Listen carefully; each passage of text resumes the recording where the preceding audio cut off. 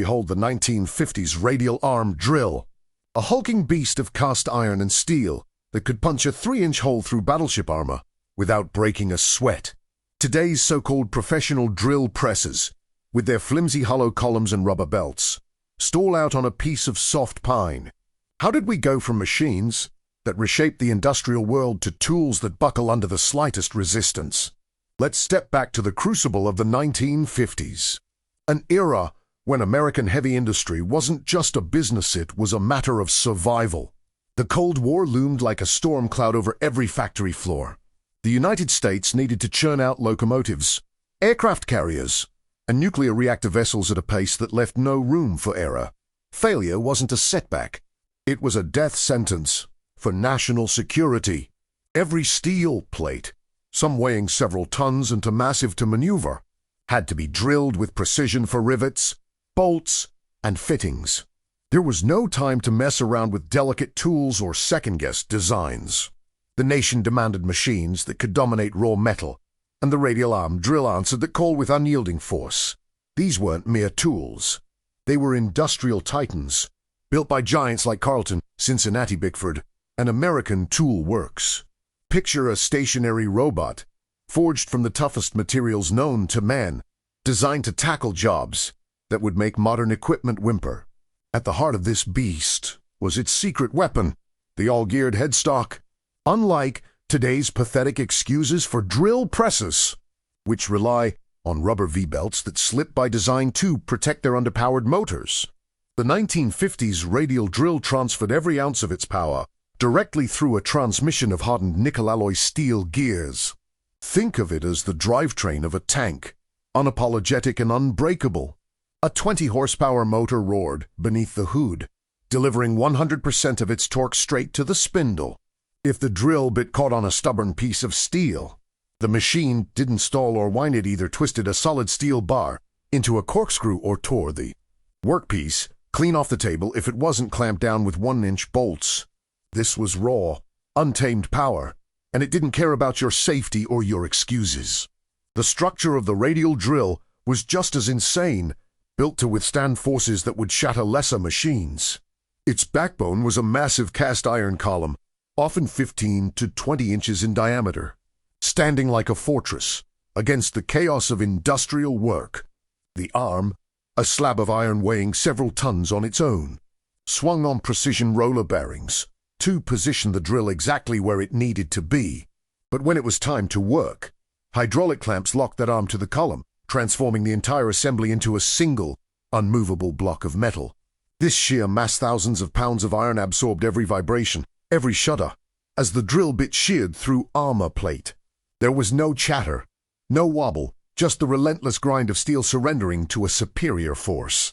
You could feel the heat radiating from the motor, the pressure of the bit as it bore down with thousands of pounds of force, and the inertia of that colossal arm as it held steady against the toughest materials. This was engineering that didn't just solve problems, it obliterated them. But power like this didn't come without a price, and it was the workers who paid it in blood and sweat. Operating a radial drill wasn't a job for the faint of heart. These machines were run by men who knew the stake-softened veterans of the factory floor, hardened by years of toil in environments that offered no mercy.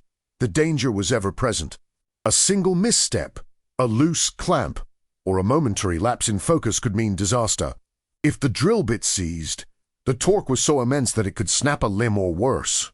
The heat from the motor and the friction of drilling through steel turned the workspace into an inferno, leaving workers drenched in sweat and gasping for breath. Metal shavings flew like bullets, and the constant roar of the machine drowned out everything else, making communication a game of shouted guesses.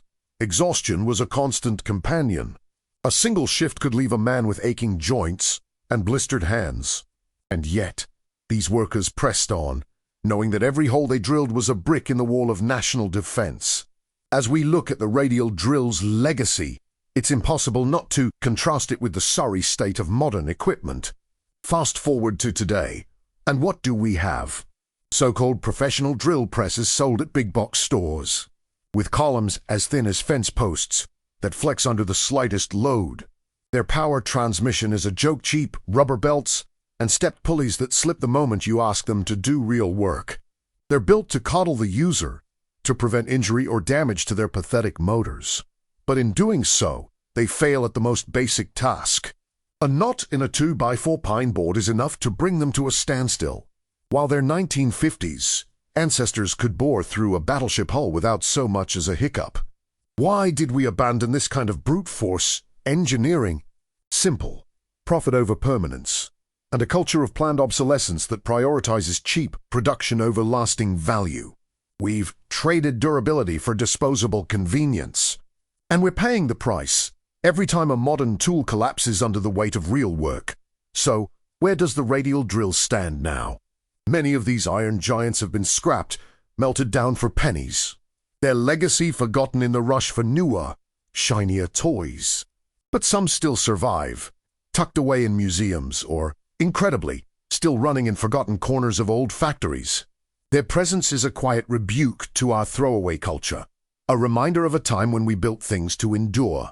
Progress, they say, moves ever forward, but at what cost have we sacrificed the strength and soul of machines like these? Let's dive deeper into the human cost of operating these monstrous radial arm drills. The unsung toll paid by the men who wrestled with these beasts in the 1950s.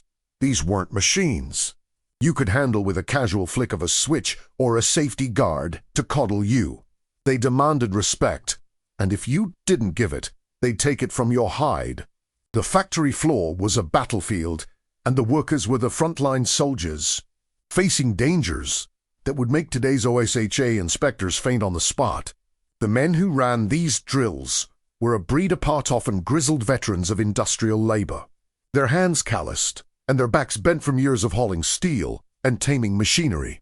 Many had cut their teeth in the wartime factories of the 1940s, where speed trumped safety and the job had to get done no matter the risk. They knew the Radial drill wasn't just a tool. It was a force of nature. Standing at the controls, they were dwarfed by its towering column and massive swinging arm, fully aware that one wrong move could be their last. The sheer power coursing through the machine was palpable. A low, guttural hum from the motor that vibrated through the floor and into their bones. Every operation was a gamble, a test of skill and nerve against a giant that didn't forgive mistakes. The physical dangers were relentless and varied. A drill bit spinning at full torque could catch on an imperfection in the steel, and with no safety clutch to ease the strain, the resulting force could wrench the entire workpiece or worse, the operator's arm into a mangled mess. Securing the material was a life-or-death ritual. Those 1-inch bolts clamping the steel to the table weren't just for show. If they weren't T-tightened to perfection, a multi-ton slab could be flung across the shop like a child's toy. And then there was the debris razor-sharp metal chips flying off at high speeds, capable of slicing through skin or embedding themselves in unprotected eyes. Workers often wore little more than leather aprons and grit, long before safety goggles or ear protection became standard. The noise was another enemy, a constant deafening roar that drowned out warnings and left men with ringing ears for days, if not permanent hearing loss. The environment itself was a punishing adversary. Drilling through thick armor plate generated intense friction, sending waves of heat radiating from the spindle and the workpiece. Combined with the motor's own blistering output, the air around the machine turned into a furnace. Sweat poured off the operators, stinging their eyes and soaking their clothes within minutes of starting a shift. In poorly ventilated factories, the heat could push men to the brink of collapse, their muscles screaming from the effort of maneuvering the heavy arm or cranking manual controls. And it wasn't just the heat fumes from cutting oils and the metallic dust in the air coated their lungs, leaving them coughing and wheezing long after the whistle blew. A single 8-hour shift felt like a marathon, every joint aching, every breath a struggle. Yet these men returned day after day, driven by necessity and a stubborn pride in their craft. Beyond the immediate risks, the long-term toll was just as brutal.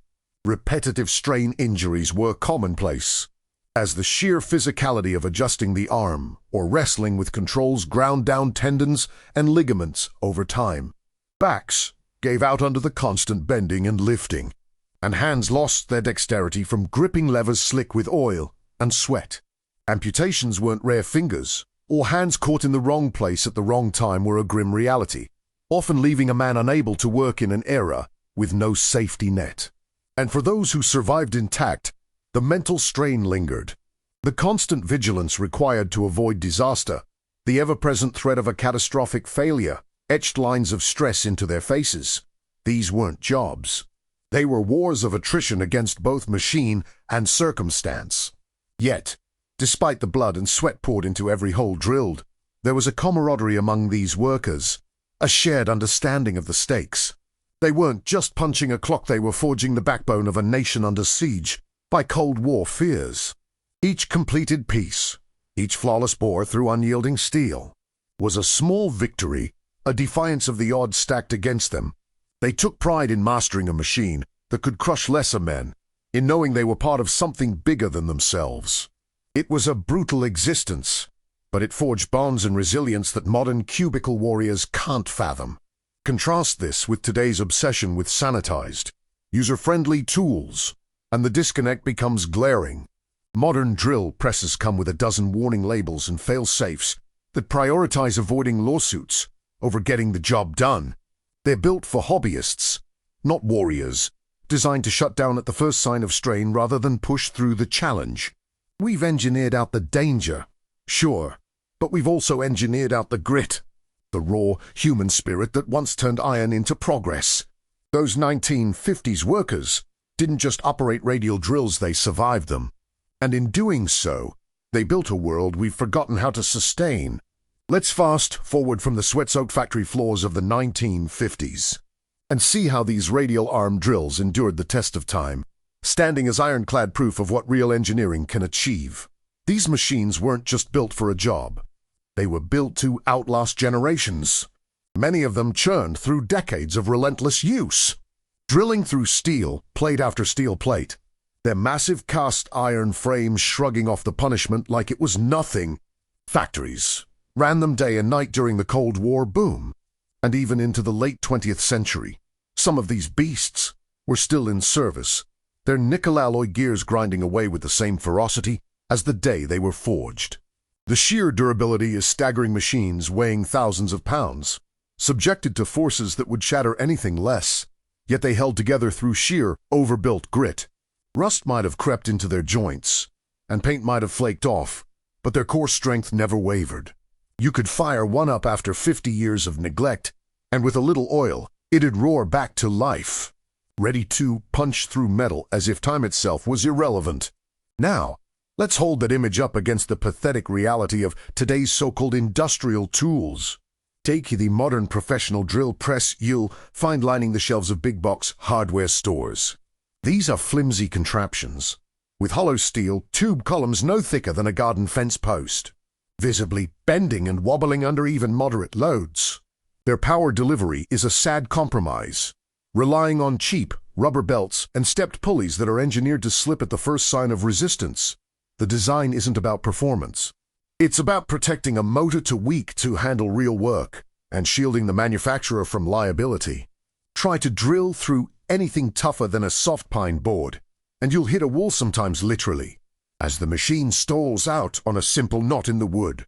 Compare that to a 1950s Radial drill, which could shear through battleship armor without a second thought, and the decline is nothing short of embarrassing. We've gone from building machines that dominate raw material to crafting toys that whimper at the slightest challenge. So why did we stop building tools with this kind of unyielding strength? The answer is as cynical as it is predictable: profit margins and a culture obsessed with disposability. Back in the 1950s, manufacturers like Carlton and American Tool Works poured resources into over-engineering because their reputation and the nation's security depended on it. Durability wasn't a luxury, it was a mandate.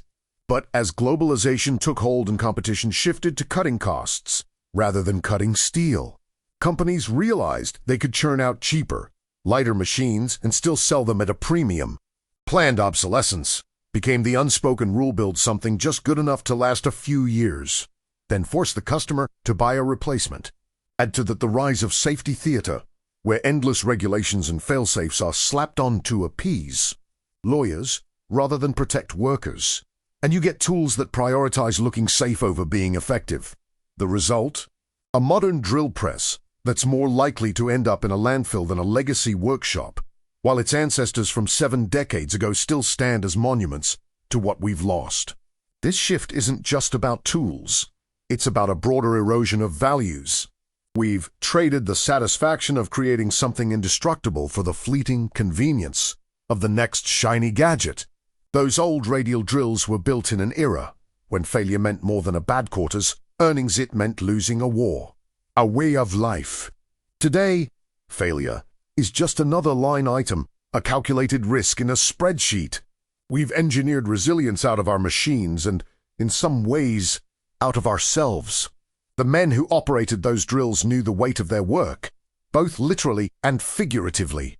They understood that every hole they bored was a stake in the ground, a stand against forces bigger than any one person. Modern manufacturing, with its focus on quick turnover and cutting corners, has no room for that kind of conviction. The legacy of the radial drill also forces us to reckon with how we measure progress. Are we truly advancing when our tools crumble under tasks their predecessors laughed at? These machines, even in their obsolescence, challenge the idea that newer is always better.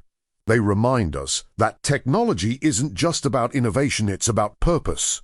When purpose was survival, we built accordingly. Now that purpose is profit, we build accordingly too, but the results speak for themselves. Every time a modern drill press stalls on a trivial job, it's a small but damning verdict on where we've ended up. And so we come to the final reckoning of these industrial titans. Where are they now?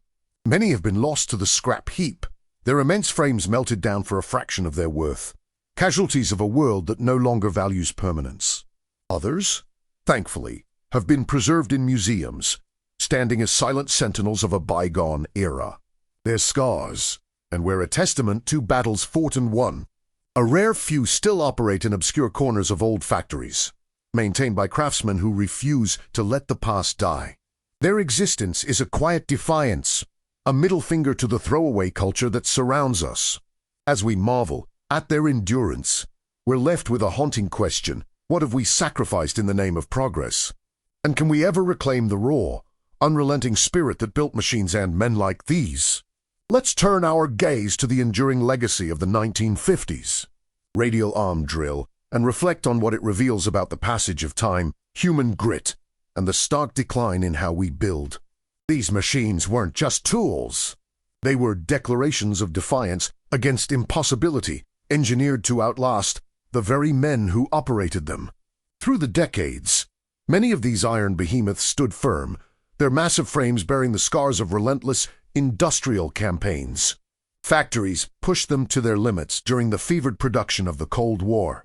And even as the world shifted into the late 20th century, some continued to grind away, unfazed by the years. Their durability is a marvel. Thousands of pounds of cast iron and steel, subjected to bone-rattling forces. Yet they persisted, their core integrity untouched by the erosion of time. You could walk into an old shop, find one sitting dormant for half a century, and with a bit of care, watch it awaken, ready to tear through metal as if the calendar hadn't turned a page. Now, cast that image against the flimsy backdrop of today's industrial offerings, and the contrast is almost painful. Consider the modern professional drill press, peddled in bulk at sprawling hardware outlets. These are hollow shells of what a drill should be. They're thin, tubular columns bending under loads that wouldn't even register on their predecessors. Power delivery is reduced to a fragile game of cheap rubber belts and pulleys, designed to give way at the first hint of real resistance, all to safeguard a motor too feeble for serious tasks. They're built not for triumph, but for timidity, stalling out on something as mundane as a knot in soft wood. Meanwhile, a radial drill from 70 years ago could carve through the hull of a warship without a flicker of hesitation. This isn't just a downgrade. It's a betrayal of purpose, a slide into mediocrity that leaves us grasping at shadows of past greatness. Why did we abandon such resolute craftsmanship? The reasons are as cold as they are calculated. In the 1950s, the stakes were existential. Builders poured everything into machines, because failure could mean the collapse of a nation's defense. But as the industrial landscape morphed into a race for the lowest price, durability became a liability rather than a virtue.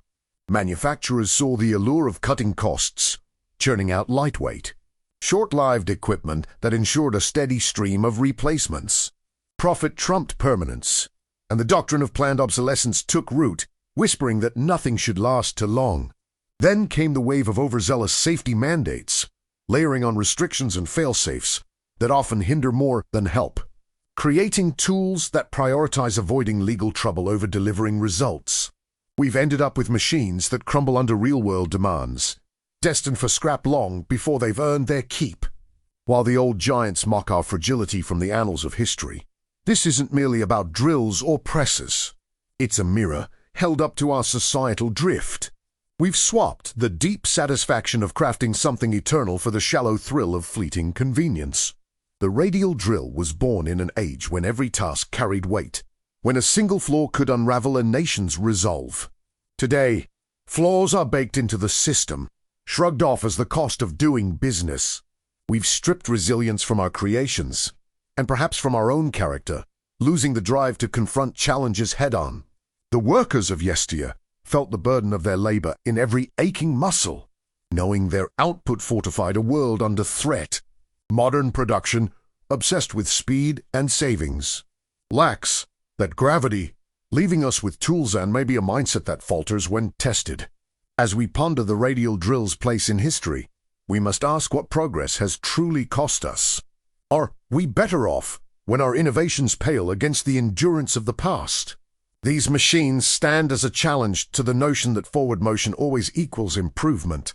They embody a time when technology served a higher calling, not just the bottom line. When purpose was paramount, we built with iron wills to match the iron frames.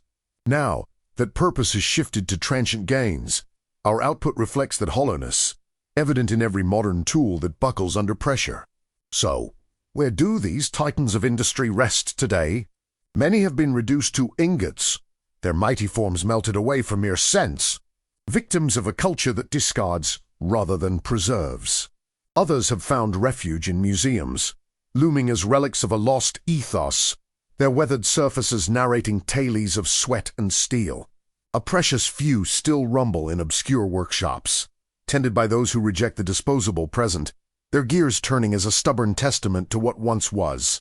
They exist as a quiet protest against our ephemeral age, urging us to remember a time of unyielding strength. And as we stand before them, we're left with a lingering thought.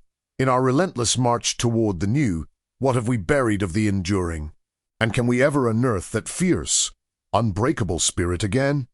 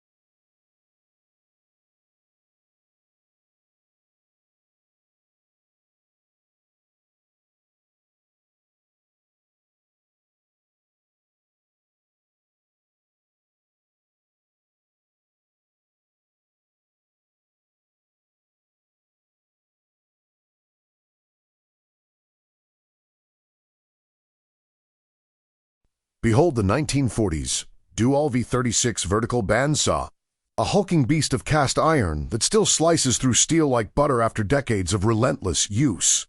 Compare that to a modern welded steel bandsaw barely holding together after a few years, its frame twisting under tension and spitting out crooked cuts. How did we go from machines that laughed at abuse to ones that crumble under a deadline? Let's step back to the early 1940s, a time when the world was tearing itself apart. The United States had entered World War II, and the industrial machine roared to life with a ferocity that left no room for error. Factories across the nation were tasked with churning out everything from tank parts to aircraft components at a pace never seen before. Failure wasn't just a setback. It was a death sentence for soldiers on the front lines waiting for gear that could mean the difference between victory and defeat. The desperate need for precision tools to shape raw metal into complex dies and molds birth machines like the Dual V36. This wasn't about convenience or profit, it was about survival. Every factory floor became a battlefield, and the stakes were as high as the smokestacks that loomed over them. If a machine couldn't keep up, if it couldn't cut true under pressure, entire production lines would grind to a halt, and the ripple effect would be felt all the way to the trenches. Now, let's talk about the raw, brute force engineering that made the V36 a legend. At the heart of this machine was its secret weapon, a massive cast iron C-frame, a single, unyielding spine forged from seasoned iron. This wasn't just any frame, it was a monolith, designed to withstand the kind of forces that would snap lesser materials like twigs. Weighing in at over 1,000 pounds, this frame absorbed thousands of pounds per square inch of blade tension without so much as a quiver. That rigidity meant the sole blade tracked dead straight, no matter how hard you pushed a 10-inch slab of steel into it. There was no flex, no distortion, just pure, unrelenting precision. The iron's sheer mass dampened vibrations, turning the chaotic energy of cutting into a controlled, predictable force. You could feel the heat radiating off the blade as it bit into metal. Hear the deep hum of inertia as the machine powered through without hesitation. And then there was the built-in flash, but welder a feature so ingenious, it's almost criminal we've lost it. A machinist could drill a hole in a workpiece, snap the blade, thread it through, and weld it back together right there on the machine's side panel in minutes. This turned the V36 into a self-contained fabrication unit capable of cutting internal shapes without missing a beat.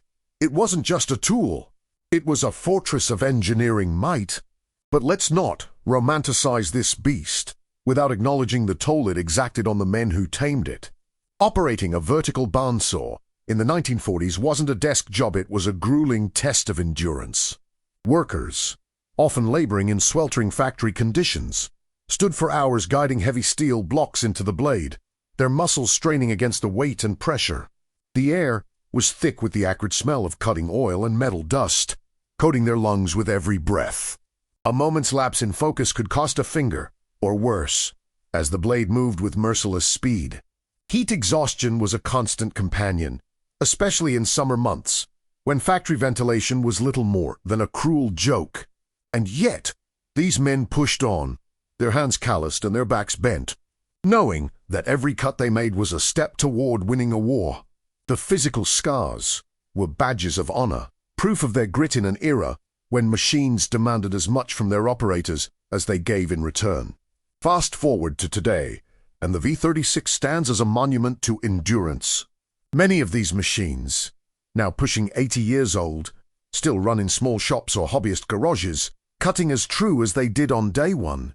Their cast iron frames bear the scars of decade stings, scratches, and layers of grime, but they don't buckle. Contrast that with a modern welded steel bandsaw, a flimsy pretender built from bent sheet metal and square tubing slapped together for the sake of cutting shipping costs. Under the same blade tension that the V36 shrugs off, these modern frames flex and twist like a cheap toy. The blade wanders, drifting off course because the structure lacks the backbone to enforce a straight path. You can mark a perfect line, but the cut will follow the path of least resistance, turning precision work into a frustrating game of chance. We stopped building machines like the V36 because profit margins trumped longevity. Casting iron is expensive and heavy, a logistical headache in a world obsessed with lightweight, disposable solutions. So, we traded 1,000 pounds of reliable strength for a cheaper shipping label, and now we're left with tools that fail when we need them most. So, where does this Titan stand today? Many V36s have been scrapped, their iron melted down for pennies, but a lucky few survive in museums, or the hands of collectors who understand their worth. Some even hum along in obscure workshops, defying time itself. As we marvel at their stubborn refusal to die, we're forced to ask, is this relentless march of progress worth the cost of forgetting how to build machines that truly last? Now, let's dive into the gritty reality of the men and women who stood shoulder to shoulder with the dual V36 on those wartime factory floors. These weren't just operators. They were warriors in their own right, battling heat, noise, and unrelenting pressure in environments that could break a person just as easily as the machine broke through steel. Picture a factory in 1943, sprawling and cavernous, filled with the deafening roar of machinery running day and night. The air hangs heavy with the sharp tongue of hot metal and the bitter sting of industrial lubricants, a constant assault on the senses. Workers, often clad in sweat-soaked overalls, maneuvered massive steel blocks into position, their arms trembling under the strain of guiding raw material into a blade that showed no mercy. These weren't lightweight tasks. A single misstep could mean disaster, and the weight of responsibility was as heavy as the materials they handled. The physical toll was brutal and unyielding. Shifts stretched on for 12 hours or more, with barely a moment to sit or catch a breath. The heat from the machines radiated in waves, turning the factory floor into an oven during the long summer months. Sweat dripped into eyes, already strained from focusing on the narrow line where blade met metal, and the lack of proper ventilation meant every inhale was laced with fine particles of dust and grit. Hands grew rough and calloused, gripping controls or wrestling with heavy stock, while backs ached from the constant stooping and lifting. The risk of injury loomed like a dark shadow over every operation. A lapse in attention, a slight miscalculation, and the blade could claim a finger or a hand in an instant. Stories of severed limbs weren't uncommon, whispered between workers as grim reminders to stay sharp. And beyond the immediate dangers, the long term wear on their bodies was just as real: aching joints, ringing ears from the ceaseless din, and lungs burdened by years of breathing in the factory's toxic haze. Yet, these men and women pressed on, driven by a purpose larger than themselves. They knew that every piece of steel they shaped, every die or tool they crafted, was bound for the war effort. A single flawed cut could mean a faulty part, and a faulty part could mean a plane that didn't fly or a tank that didn't roll. Their labor was a direct line to the soldiers on the front, and the weight of that connection fueled their grit. Many were veterans of the Great Depression, already hardened by years of scarcity and struggle, and they brought that same stubborn resolve to the factory floor. They weren't just clocking in for a paycheck. They were fighting a war of production, where every drop of sweat and every ounce of pain was a contribution to victory. Breaks were scarce, and complaints were rarer still. To falter was to let down not just a foreman, but an entire nation counting on their output. The psychological strain matched the physical. The pressure to maintain speed without sacrificing precision was a tightrope walk. Foremen barked orders over the cacophony, demanding quotas be met while scrutinizing every piece for perfection. A worker might spend hours on a complex contour cut, muscles tense and mind razor-focused, knowing that a single deviation could scrap an entire block of steel and hours of work along with it. Fatigue gnawed at their edges, but there was no room for error, no allowance for exhaustion. Add to that the ever-present specter of injury, and the mental load became a crushing force of its own. Yet, they adapted, forging a camaraderie born of shared hardship. They swapped tricks for handling the machine's quirks, shared grim humor about close calls, and propped each other up when the weight of the day threatened to break them. It was a brotherhood and sisterhood of the factory floor, forged in the heat of necessity. This human cost wasn't just a footnote. It was the heartbeat of the industrial machine. The V36 didn't run itself, it demanded sacrifice, and the workers paid that price in blood. sweat, and sheer willpower. They weren't cogs in a machine. They were its lifeblood, pouring everything they had into keeping the gears of war turning. And while the cast iron frame of the bandsaw stood unyielding, the bodies and spirits of those who operated it bore the scars of every cut. Their endurance mirrored the machine's own, a testament to a time when both man and tool were built to withstand the unimaginable. As we look back on their struggle, it's impossible not to feel a pang of respect for the sheer tenacity it took to stand at the helm of such a beast. Day after grueling day, knowing that the fate of a world at war rested on their weary shoulders. Now, let's peel back the layers of time and witness how the dual V-36 faced the relentless march of decades, standing as a defiant relic of an era when durability wasn't just a feature, it was a mandate. Many of these machines, born in the fiery urgency of the 1940s, have endured over 80 years of punishing use. You can still find them in the corners of old workshops or tucked away in the garages of dedicated machinists, their cast iron frames scarred and weathered but still holding true. The dings and scratches etched into their surfaces tell stories of countless projects, of steel slabs carved into intricate shapes under the hands of workers long gone. Yet, when you fire one up, the blade still tracks with unerring precision, slicing through metal as if it rolled off the assembly line yesterday. That unyielding C-frame, forged from a single massive casting, absorbs tension and vibration with the same stoic indifference it did during wartime production runs. It's a brutal kind of beauty, a machine that refuses to bow to age or neglect, its sheer mass a silent rebuke to everything flimsy and fleeting. Compare that to the sad state of modern bandsaws, cobbled together from welded steel frames that prioritize cost over capability. These contemporary contraptions, often built from thin sheet metal and hollow tubing, are a gamble at best. Put them under the kind of blade tension required for serious cutting, and they flex and warp, bending like a reed in the wind. The result is a blade that drifts, wandering off the marked path because the frame lacks the guts to hold it steady. A straight line on paper becomes a meandering curve in steel, wasting material and time while the operator fights a losing battle against physics. I've seen these machines in action, or rather, in failure, where a simple job turns into an exercise in frustration, the cut veering off course as if it has a mind of its own. It's not just poor design, it's a betrayal of purpose. And the worst part, when these modern frames inevitably give out after a handful of years, they're often unrepairable, destined for the scrap heap, while their owners shell out for a replacement just as frail. Why did we abandon the kind of engineering that made the V-36 a titan? It boils down to the cold calculus of profit over permanence. Casting a 1,000-pound iron frame is a slow, expensive process, requiring skilled labor and hefty resources. It's heavy to ship, a logistical thorn in the side of a global supply chain obsessed with cutting corners. Modern manufacturers saw an opportunity to slash costs by switching to lightweight, welded assemblies that roll out of factories faster and cheaper. Never mind that they can't handle the stress of real work. They look shiny on the showroom floor and sell just fine until they fail. Then there's the specter of planned obsolescence, a deliberate choice to build tools that wear out, ensuring a steady stream of repeat customers.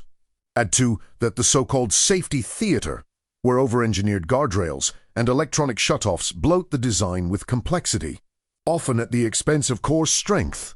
We've traded rugged simplicity for a mirage of progress, leaving us with machines that crumble under deadlines while their ancestors stand ready to outlast us all. This stark contrast isn't just about hardware. It's a mirror held up to our priorities. The V-36 was built for a world where failure could cost lives, where every tool had to be a fortress against collapse. Today, we've grown complacent, seduced by the allure of disposable tech and quick fixes.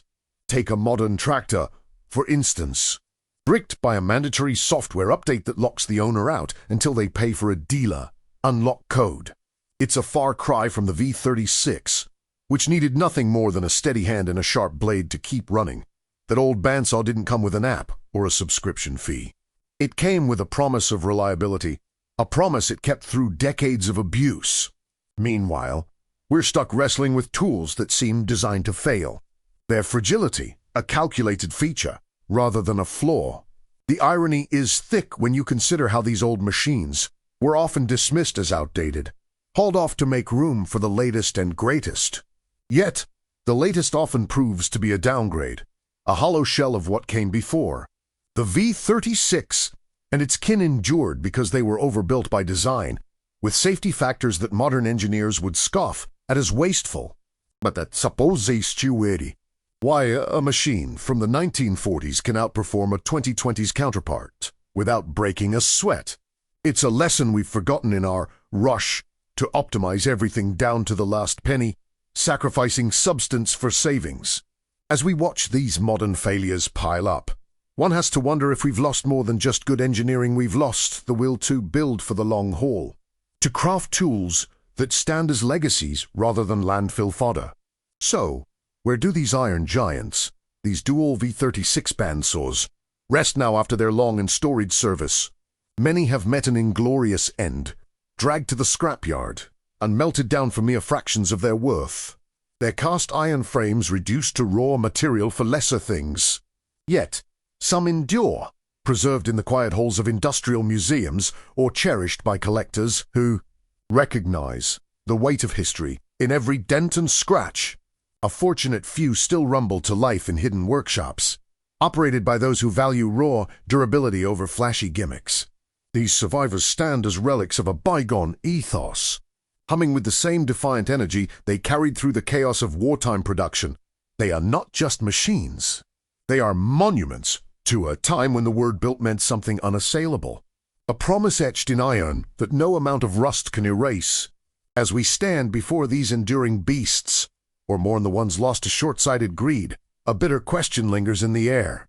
What have we truly gained in our blind sprint toward progress, when the cost is a world of tools that snap under pressure and gadgets that die by design? The V36 reminds us of a harder, grittier era, where machines were forged to outlast their makers, not to line a corporate ledger. We've swapped that rugged permanence for a culture of throwaway tech, where a bricked device or a warped frame is just another Tuesday.